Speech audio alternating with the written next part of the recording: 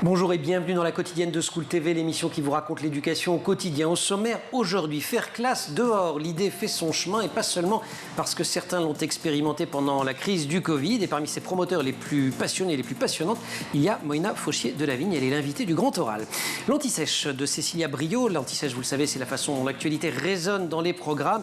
Actu anniversaire avec la naissance de Salvador Dali. C'était un 11 mai en 1904, peintre espagnol, très étudié en cours d'espagnol et en histoire de l'art. L'heure de la récré, toujours avec Cécilia, elle vous parlera d'un mini glacier qui se déplace de classe en classe pour sensibiliser les élèves au dérèglement climatique.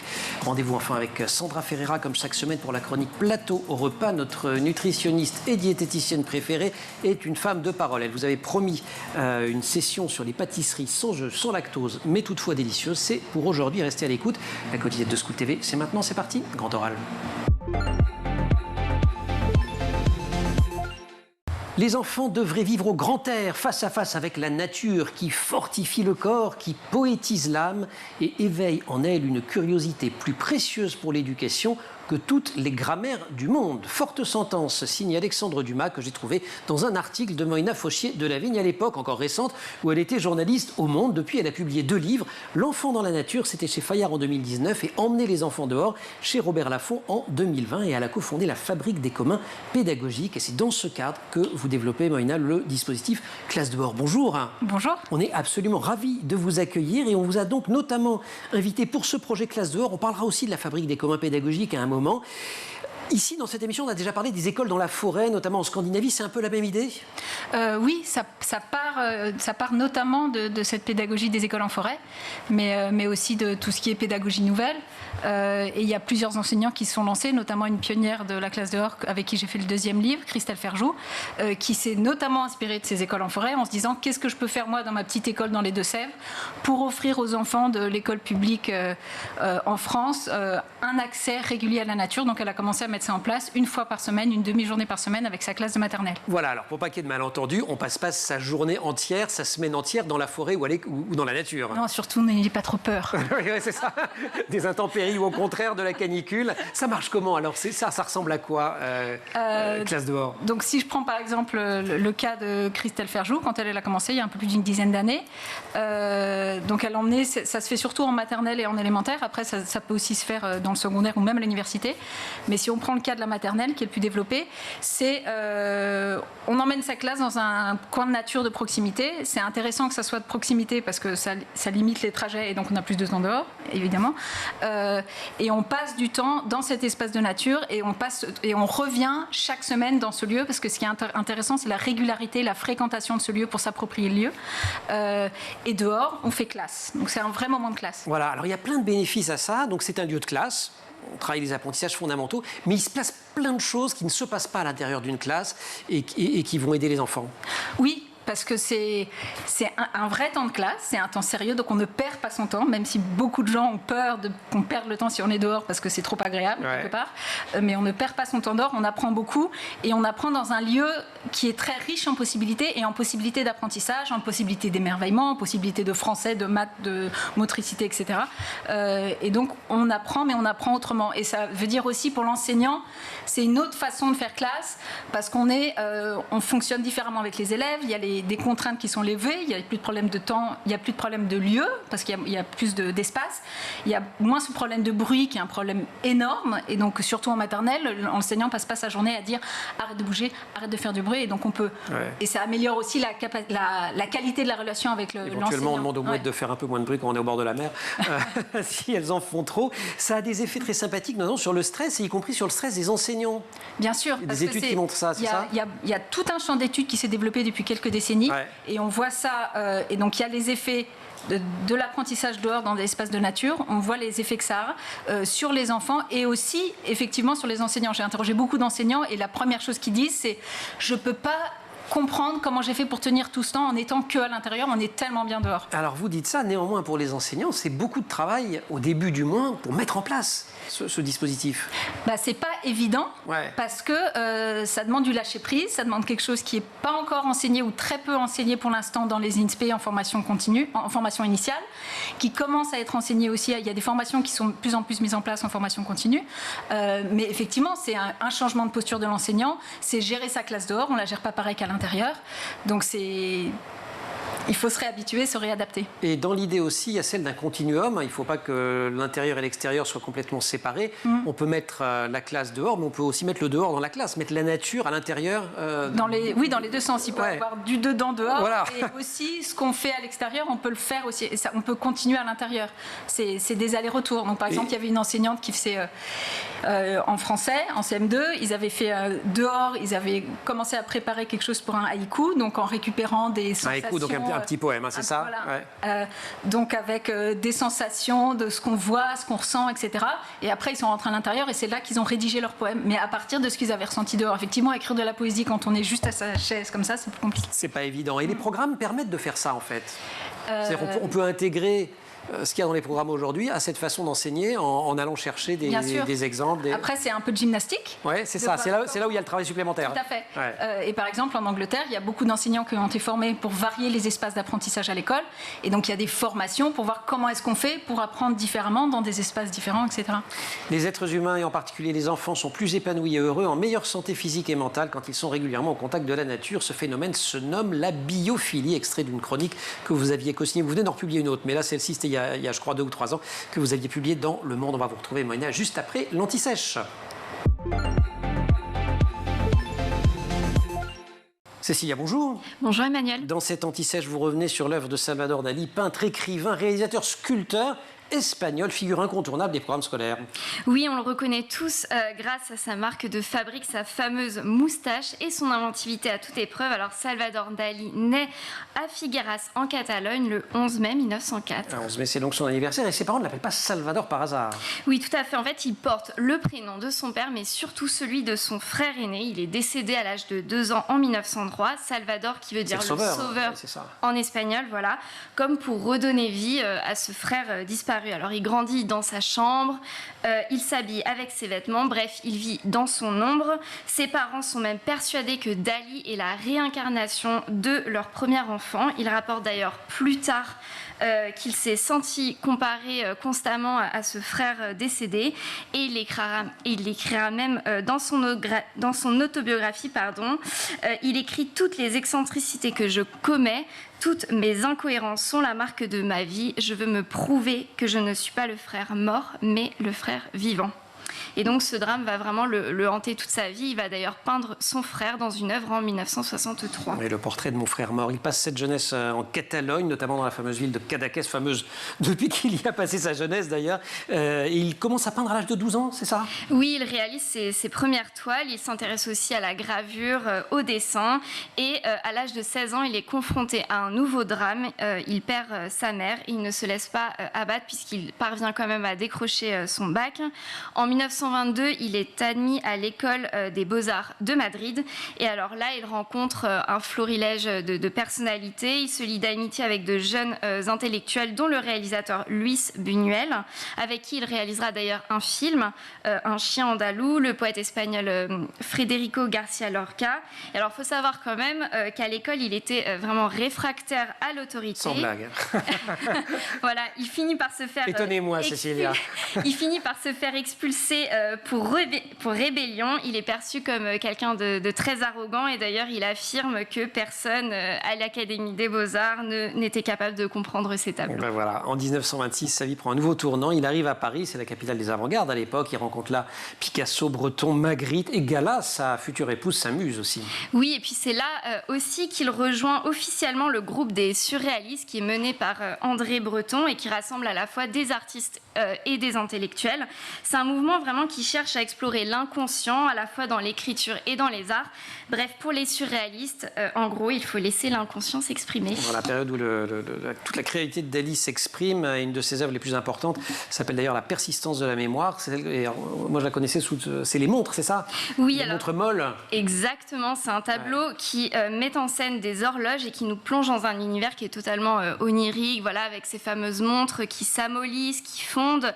C'est une manière aussi très créative pour l'artiste de symboliser le temps qui passe, la défaillance de la mémoire avec les souvenirs qui s'altèrent. Et en toile de fond, on remarque qu'il y a un arbre qui n'a plus de vie. En fait, c'est le symbole de l'olivier, de l'espérance qui est en fin de vie. Et en toile de fond, il y a également ces terres catalanes, le soleil, les falaises. Voilà. Une œuvre qui reprend d'ailleurs une méthode que Dali a lui-même conçue au début des années 30, ce qu'il appelle la paranoïa critique. Oui, tout à fait. En fait, l'objectif, c'est encore une fois de laisser libre cours à ses pensées, à ses délires et à son imagination. Il se réfère aussi beaucoup aux théories freudiennes, qui se retrouvent d'ailleurs dans nombreuses de ses œuvres, comme les thèmes du rêve, de la sexualité de son épouse Gala.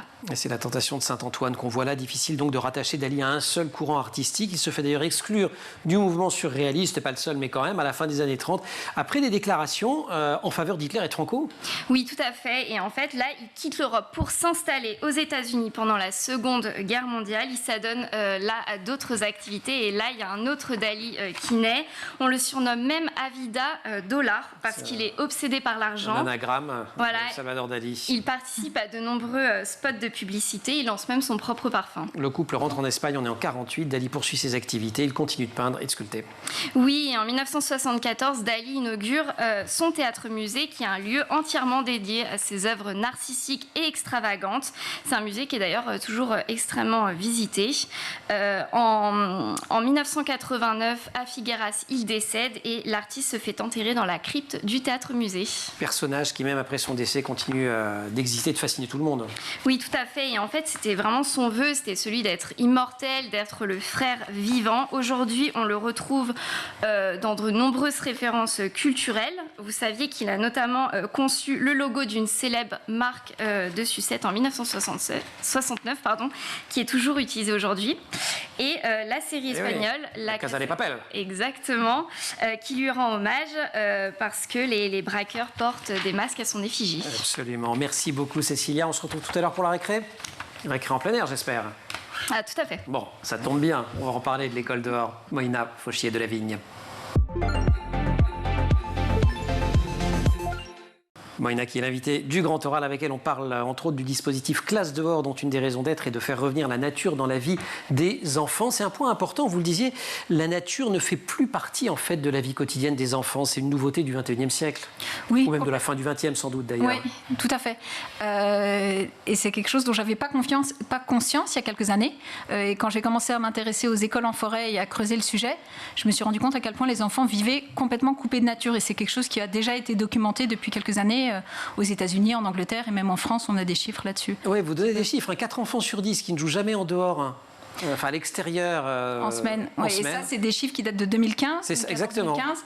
Donc ça ne s'est pas amélioré depuis avec les confinements en répétition et le Covid et l'augmentation du temps d'écran. Donc les enfants vivent à l'intérieur et vivent vraiment coupés de nature, c'est-à-dire que des enfants, ils vont pas oser mettre un pied dans l'herbe, ils n'auront jamais sauté dans une flaque d'eau, ils n'auront jamais joué avec un bâton, ils n'auront jamais grimpé à un arbre. Et ils vont pas vivre toutes ces expériences-là que la plupart des personnes un peu plus âgées, comme moi par exemple, et puis vivre. J'exagère un peu, mais enfin bref. Petites. Mais c'est vrai que c'est assez récent, c'est lié effectivement à la télévision, aux écrans, pas seulement la sédentarité qui explose chez les 11-17 ans aussi. Oui. Bien sûr, alors ça c'est une conséquence. Voilà. Dans les causes, il y a aussi une cause qui est énorme, c'est la peur du risque, avec une obsession de la peur de l'accident physique, et donc qui fait qu'on interdit tout aux enfants, on leur interdit de grimper à des arbres, on les garde à l'intérieur parce qu'on a peur qu'ils se fassent kidnapper, etc. Et donc ils vont pas pouvoir sortir et pas pouvoir jouer dehors en nature et dehors ensemble, parce qu'à l'intérieur ils sont aussi seuls. Et comme on veut culpabiliser personne ou culpabiliser tout le monde, c'est pas que les parents, parce que c'est aussi notamment l'éducation nationale, le principe de précaution, etc. Il y a eu des drames, il faut dire, le drac en Isère, etc. Enfin, des sorties scolaires ont mal tourné et ça a créé un espèce de réflexe. Ça a créé une chute vertigineuse de toutes les classes découvertes, une baisse des colonies de vacances, et donc et les enfants vont moins sortir à l'école, vont aller moins en classe verte ou en classe découverte, ils iront moins en colonie de vacances, et en dehors de l'école aussi, ils sortent beaucoup moins et ils jouent moins dehors. On va vous faire une émission super rassurante maintenant. Vous allez voir, Moïna, elle a un argument vachement bien pour vous dire mettez les enfants dehors. Vous allez voir, ça vient, c'est maintenant. Parce qu'à l'intérieur, c'est super dangereux aussi. Exactement. Parce qu'on ne parle pas de ça. Alors, parlons-en. Non, mais parce que le risque, on prend juste le risque comme le risque de l'accident physique et le risque d'aller dehors, parce qu'on n'a plus l'habitude d'aller dehors et on n'a plus l'habitude d'être en nature. Mais à l'intérieur, il y a aussi des risques, et ça, ils sont complètement prouvés. Les risques de sédentarité, notamment, qui est un problème de santé publique majeur, et ça fait plusieurs décennies qu'on en parle et que ça ne bouge pas assez du tout de ce côté-là. Surpoids, myopie, développement des capacités physiques diminuées, motricité diminuée, et puis tous les accidents domestiques, j'imagine. Oui, et la santé psychique aussi, et les apprentissages, parce que pour les apprentissages, être en mouvement aussi, ça peut aider. On ne va pas culpabiliser tout le monde, et surtout pas les parents qui peuvent emmener les enfants à la campagne. Il faudrait simplement que tout ça soit porté un peu par des politiques générales. C'est ça l'histoire. Complètement. C'est tout à fait un sujet politique. C'est pas qu'un sujet d'éducation, c'est aussi un sujet de santé, c'est un sujet de transition écologique, c'est un sujet d'occupation des espaces publics dans la ville, parce que ça peut tout à fait se faire en ville aussi. À Lyon, par exemple, il y a plus de 250 enseignants qui ont déjà été formés et qui commencent à faire classe dehors régulièrement. Donc c'est tout à fait possible, et c'est important que ça soit aussi porté par l'école, mais pas que. Donc c'est complètement un sujet politique, et du niveau et par rapport au ministère, et aussi par rapport aux collectivités qui peuvent bien aider à ça aussi. Les enseignants que vous accompagnez à mettre en place ce genre de dispositif, leurs craintes premières, quelles sont-elles ?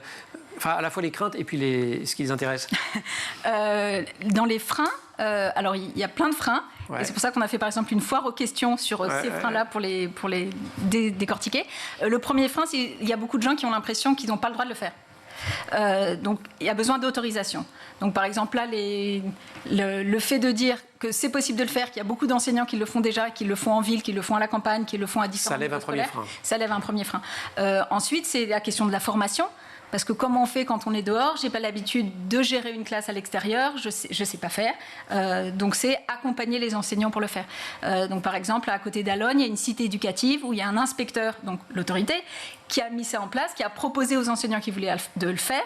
Et donc il y a 50 classes qui ont commencé à le faire parce qu'ils avaient un petit accompagnement. Donc c'était entre la collectivité, l'éducation nationale, une autorisation, un petit peu d'accompagnement. L'institution qui dit vous pouvez y aller, c'est génial. Exactement. Et là, il y a 80% des enseignants qui commencent à le faire.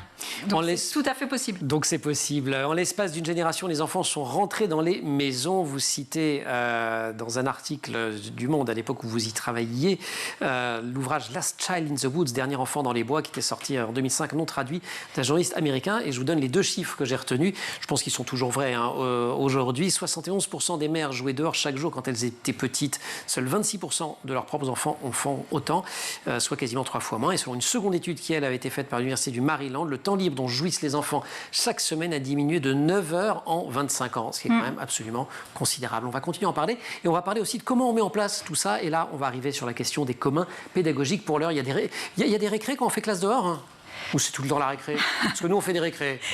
C'est bien les récrés. C'est bien les récrés. Allez, la récré, Cécilia. Récré tout à fait en harmonie avec notre sujet du jour, Cécilia, puisqu'on va découvrir grâce à vous une initiative destinée à sensibiliser les élèves à la question de la fonte des neiges. On en avait parlé récemment avec le film Glacier de la comédie Clovis Cornillac, mais vous avez une initiative dans la vraie vie. Oui, alors depuis 2 ans, il y a un mini glacier qui voyage de classe en classe du CP au CM2 en région parisienne. Vous allez me dire comment c'est possible? Non, vous avez vu ça dans Mon Quotidien, c'est ça? Oui. Génial. Exactement. Alors comment c'est possible, je vous dis? Alors en fait, c'est un mini glacier qui se trouve à l'intérieur d'une cloche de verre et qui est réfrigérée en permanence. Donc c'est une invention. Pour conserver le glacier au frais, la cloche est branchée sur une prise électrique. À l'intérieur, il y a un système de goutte à goutte. Oui, on l'a vu. Ouais. Un ventilateur brasse du froid sous la cloche et alors les gouttes se transforment ensuite en glace, ce qui permet au mini glacier de résister. D'accord. Et c'est pas juste un dispositif, c'est en fait une œuvre qui a été conçue par un plasticien, Barthélemy Antoine Leuf. Oui, alors cet artiste conçoit régulièrement des œuvres immersives et très interactives qui permettent de réfléchir aux forces du monde, aux énergies, aux matières, au climat. Il a d'ailleurs été bouleversé par un événement dramatique, celui de la disparition en 2014 d'un glacier islandais. Il s'agit du premier glacier au monde qui était reconnu officiellement disparu à cause des bouleversements climatiques et de l'activité humaine. Le plasticien a donc conçu notre fameux mini-glacier qui s'appelle en fait le tipping point. C'est le point de bascule, c'est ça? Le point de bascule, tout à fait. Et il va dans les classes? Oui, alors il va dans les classes, il se présente comme étant un éleveur d'iceberg. Ça, c'est marrant. Hein. C'est une manière vraiment très originale et très pédagogique de sensibiliser les élèves. Il leur demande d'en prendre soin pendant 3 semaines. Ouais, quand même. Et l'objectif, voilà, c'est de montrer la fragilité de ce glacier pour les sensibiliser au dérèglement climatique. Ça marche? Eh bien oui, les enfants, ils sont totalement conquis, ils se posent beaucoup de questions, ils tiennent un journal de bord où ils notent les évolutions de ce petit glacier. Et d'ailleurs, en mars, quand le plasticien a récupéré son œuvre, il a fait les comptes. Le glacier a même grandi, il mesurait 5 cm de haut. Alors, à chaque fois, donc, ils constatent que voilà, les élèves en prennent soin. Et au moment de récupérer l'œuvre, il y a des élèves qui sont vraiment très tristes, qui pleurent. Donc voilà, il faut les rassurer, il faut leur dire que l'œuvre, elle va aller dans une autre classe, que le glacier va continuer d'exister. Allez, c'est un peu plus malin que le Tamagotchi, tout ça, d'élever un glacier. Merci beaucoup. Vous connaissez? Non, vous avez tout. Non, je ne connaissais pas le mini-glacier. Ah oui, non, les mini-glaciers. Non. Parce que les Tamagotchi, c'est un truc d'époque, c'est de mon temps.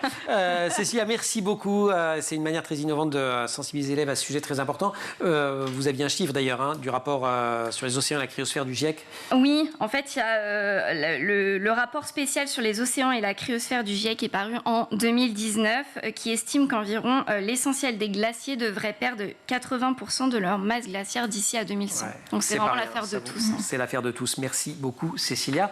On retrouve Moïna Fauchier de la Vigne. On le voit et on le dit souvent ici à l'école, ce ne sont ni les bonnes idées ni les bonnes volontés qui manquent, mais elles peinent parfois à cristalliser, faute d'espace pour réunir les acteurs. Et justement, c'est le projet porté par la Fabrique des communs pédagogiques, dont vous faites partie, de réunir ces acteurs. Vous allez le faire d'ailleurs dans pas longtemps, fin mai, début juin. Tout à fait. Rencontre internationale, ça va se passer à Poitiers. À Poitiers du 31 mai au 4 juin. Voilà. Et c'est la première fois qu'on réunit, depuis le Covid, c'est la première fois que se réunissent tous les acteurs de l'éducation, que ce soit l'éducation nationale, des acteurs associatifs, de collectivités, etc., qui vont se réunir. Donc déjà, c'est un événement humain et on en a besoin. C'est quoi les communs pédagogiques, Moïna? Les communs pédagogiques, c'est... alors, l'association, l'idée de départ, c'est de faire plus coopérer les acteurs d'intérêt général sur les questions de l'éducation. Et donc, on va faire se rencontrer les gens, on va les faire dialoguer et on va créer des connaissances ensemble. Et ces connaissances, elles vont être faites de façon ouverte, donc c'est en open source, pour faciliter la diffusion de ces connaissances. Et donc, par exemple, lors des rencontres... Il ne faut pas tout réinventer, il y a plein de choses qui existent. Tiens, typiquement, notre plasticien qui va élever des glaciers dans les... mais il faut qu'à un moment donné, on puisse cristalliser tout ça, c'est ça, catalyser. Et surtout qu'on arrête de faire chacun des choses dans son coin. C'est ça. Et donc, on fait beaucoup de médiation de ressources, par exemple. Et je vous citais la foire aux questions sur la classe dehors. Et ça, on n'a pas tout réinventé. On a interrogé des personnes, mais après, on a réutilisé des ressources qui existaient déjà, mais qui étaient cachées sur Internet, dans un PDF, sur un site, etc. Et donc, on a mis ça en avant pour faciliter l'accès au contenu pour les enseignants qui auraient envie de se lancer, par exemple. Et ça, pourquoi l'éducation nationale n'arrive pas à le faire par elle-même? Parce qu'elle a des lieux qui sont censés catalyser. Ah, ça, c'est une grande question. C'est une bonne question. Ok, question suivante, merci beaucoup. Vous n'avez pas envie que je vous brouille avec tout le monde, c'est ça? Non, je sais pas comment répondre. Mais par contre, ce que je trouvais très intéressant sur le mini-glacier, c'est sensibiliser à la question du réchauffement climatique les enfants. Et ça, une très bonne façon de le faire aussi, ça peut être avec un mini-glacier et ça peut être aussi en sortant les enfants dehors. Parce que le fait d'offrir des expériences de nature régulières aux enfants, ça veut dire qu'ils vont vivre, ils vont voir les arbres dans le jardin d'à côté qui évoluent avec les saisons, etc. Ça va faire partie de leur environnement et de leur vie. Et donc c'est comme ça aussi qu'on développe sa conscience environnementale. En tout cas, il y a 3 valeurs centrales qui guident votre action, ai-je lu sur votre site internet et pas dans la rubrique des questions fréquemment posées. La première, c'est la convivialité, dites-vous, au sens d'Ivan Illich. Oui. C'est pas juste boire des cafés. C'est ça. Ça va un petit peu plus loin et c'est un peu plus disrupteur. L'idée d'une société où l'outil moderne est au service de la personne et intègre la collectivité. La deuxième, c'est la collégialité. Oui. Donc, alors, je reviens par contre sur la première, bien sûr. Sur la convivialité. Et ce qui est important aussi, c'est de se dire que on parlait des écrans tout à l'heure et du problème des écrans, parce que les enfants, ils vont passer des heures par jour et donc ils vont pas jouer dehors. En gros, si je le fais courte. Mais les écrans et le numérique, c'est aussi quelque chose qui nous aide. Quand on a commencé notre action classe dehors, on était très peu en présentiel, on a fait des webinaires, on a fait un site internet et on a fait des communs numériques et c'est grâce à ça aussi que je pense qu'aujourd'hui on y arrive mieux qu'il y a 20 ans. Et la troisième, c'est la réciprocité, mais finalement vous venez de l'illustrer avec cet exemple-là, puisque l'objectif c'est que vous vous enrichissiez les uns les autres avec toutes ces expériences. Moïna, merci beaucoup. Vous restez avec nous, on va parler cuisine dans quelques instants. Je rappelle L'enfant dans la nature, Fayard 2019 et Emmener les enfants dehors, Robert Laffont 2020, que vous aviez publié. Mais pour l'instant, on va faire de la pâtisserie délicieuse, sans lactose, sans œufs. Seule Sandra Ferreira peut réaliser cet exploit.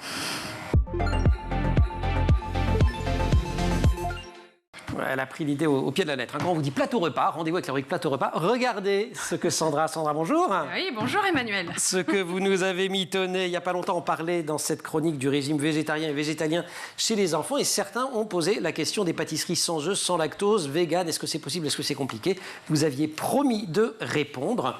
Et la réponse, c'est pour aujourd'hui. Elles ont un nom particulier, ces pâtisseries? Effectivement, ces pâtisseries qui sont nouvelles, on appelle ça des néo-pâtisseries. Jusque-là, logique. Néo en grec, ça veut dire nouveau, voilà. Donc néo-pâtisserie. C'est la nouvelle pâtisserie, tout simplement. Alors, elles vont s'écarter de la pâtisserie traditionnelle parce qu'elles vont être ou sans sucre, avec des sucres de substitution, sans lactose, sans œufs, sans farine.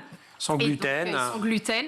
Mais par exemple, les œufs, je les remplace comment si je fais ma pâtisserie maison? Alors, si on fait maison, les œufs, sachez que si vous faites des blancs en neige, vous pouvez les remplacer, accrochez-vous bien, par du jus de pois chiche en neige. Ça marche très très bien. Vous montez le jus du pois chiche, vous connaissez cette astuce? C'est un peu plus de travail pour battre. C'est pour ça qu'il faut prendre un batteur électrique. Moi qui ne savais pas alors. Donc ça marche très bien, mais si on veut remplacer les œufs entiers, il faut savoir qu'un œuf dans un gâteau, ça peut être 50 grammes de compote, ça peut être une demi-banane, ça peut être une cuillère à soupe de fécule de maïs qu'on dilue dans un peu de lait, ça peut être du yaourt. Combien? Yaourt, 60 grammes. 60 grammes de yaourt, pas un yaourt, un demi-yaourt, excusez-moi. Ça peut être 50 grammes de tofu soyeux, si jamais vous préférez ça, ou 2 cuillères à café de graines de lin ou de chia qui vont être mixées avec 30 millilitres d'eau. Et on va choisir tel ou tel substitut d'œuf en fonction de la texture. Si vous voulez une mousse au chocolat fondante, je vous conseille le tofu soyeux. Ça sera un ingrédient de rêve pour une mousse au chocolat très fondante sans œufs. Ok, donc sur les œufs, on est bon. Ça marche. Sans lactose. Alors sans lactose, on rappelle que le lactose, c'est le sucre naturel du lait animal. Ceux qui ne veulent pas de lactose vont se diriger vers des jus végétaux, comme le lait d'amande ou le jus de noisette, tout simplement. Donc dans les recettes, il suffit de remplacer par un jus végétal. Un lait par un lait. Exactement. Pas très compliqué. Le sucre, c'est pas très bon aussi. On avait déjà parlé du sucre. Ouais, le sucre. Et de comment le remplacer. Excellent pour la santé. On peut remplacer donc par des fruits. Par de la compote, pareil, ou des sucres plus naturels et meilleurs pour la santé, sucre de fleur de coco, sirop d'agave par exemple. Franchement, on n'y voit que du feu. D'ailleurs, on va voir si on n'y voit que du feu, parce que j'ai un petit test aujourd'hui. Ah, on va goûter.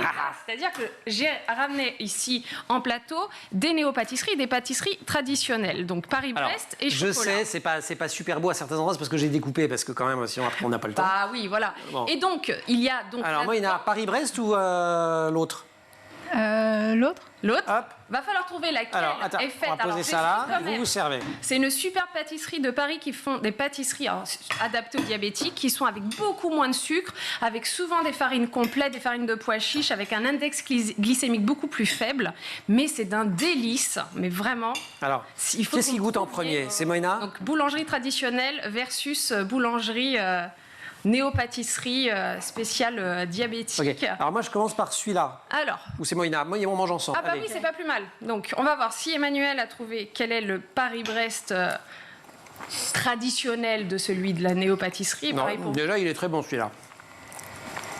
Bon. Là, bon. C'est bon. Moi, je dis rien. Hein. Non. Là, on est sur la tartelette au chocolat. Ouais. Vous goûtez celle-ci pour le moment. Il faut comparer à la deuxième pour me dire quelle est... Je reprends un petit peu. Bah oui, il faut. Il faut vérifier, c'est ça, oui, les prétextes. Je pense qu'il faut vérifier jusqu'au bout. Un petit bout. Alors, on y va. Alors, on y va. Le Paris-Brest, deuxième version. Alors, lequel est sans sucre, enfin, en tout cas, beaucoup moins de sucre. Bon, alors moi, je pense que le deuxième est sans sucre et tout. Mais je dois avouer que je le trouve meilleur. Ah, super. Alors c'est vrai que est-ce que c'est vrai? Oui, c'est ça. Bon. Ouais. Alors, c'est pas donné la réponse en amont, hein, donc c'est vraiment. Non, c'est pas mon genre, hein, moi je vais vous dire avec Sandra. Oui, c'est vrai, jamais. Je n'essaie pas de faire plaisir. Donc effectivement, c'était le deuxième qui est une néo-pâtisserie avec beaucoup moins de sucre. On est en dessous de 50% de sucre, des farines complètes. Et pour vous, vous avez goûté la deuxième tartelette au chocolat? Bah, c'est pareil. C'est la deuxième qui est une néo-pâtisserie. Ouais, et elle a vachement plus de goût. Et c'est vrai. C'est vrai? Ouais. Et elle a plus de goût parce qu'on y a mis beaucoup moins de sucre, tout simplement. Non, en fait, vous avez été dans une très mauvaise pâtisserie pour prendre les pâtisseries authentiques, puis la néo-pâtisserie, vous êtes allé chez le Ducasse de la nouvelle pâtisserie. Sont très bien, mais c'est pour dire que c'est tout à fait possible de manger différemment et bon pour la santé. Ça, pour les diabétiques, je le conseille, les enfants diabétiques. Ouais, mais même pour les pas diabétiques. Alors, même pour les non diabétiques, mais les enfants diabétiques qui pensent ne plus manger de pâtisserie, ça, c'est super. Ok. Voilà. Testé et approuvé par Moïna Fauchier de la Vigne et par moi-même, je dois avouer. C'est vrai que c'est assez convaincant. Moïna, merci beaucoup Sandra, évidemment. Merci beaucoup Moïna. Les rencontres internationales de la classe dehors Oui, des combats pédagogiques ou de la classe dehors d'ailleurs, de la classe dehors. C'est Poitiers, 31 mai, 4 juin. Au programme, un colloque scientifique, plein d'ateliers pour les enseignants, les familles, les acteurs de l'éducation, etc. Un parcours pour les collectivités aussi. Et une journée pour les enfants en Champ de Poitiers, le jeudi 1er juin, où il y a déjà plus de 1000 enfants qui sont inscrits de Poitiers et des alentours de Poitiers. Et donc, ils vont se réapproprier tout le centre-ville de Poitiers. Eh bien, génial. Rendez-vous à Poitiers le 31 mai. Et puis, petit message à la régie, on fera émission dehors, comme ça, l'année prochaine, pour les rencontres nationales de la classe dehors. Et donc, rendez-vous à Thaïs Sayad, qui s'occupe du maquillage, à Marie Plantek, qui a préparé cette émission et qui est assistée par Laura Girard, aujourd'hui en régie. Pour le son, c'est Alexis Oustabassidis, à la réalisation Théo Bosca. On se la fera à l'extérieur, l'émission, un jour. Bonne continuation. Vous restez évidemment sur School TV. Vous nous retrouvez, nous, la quotidienne, en permanence sur Internet et sur les réseaux sociaux.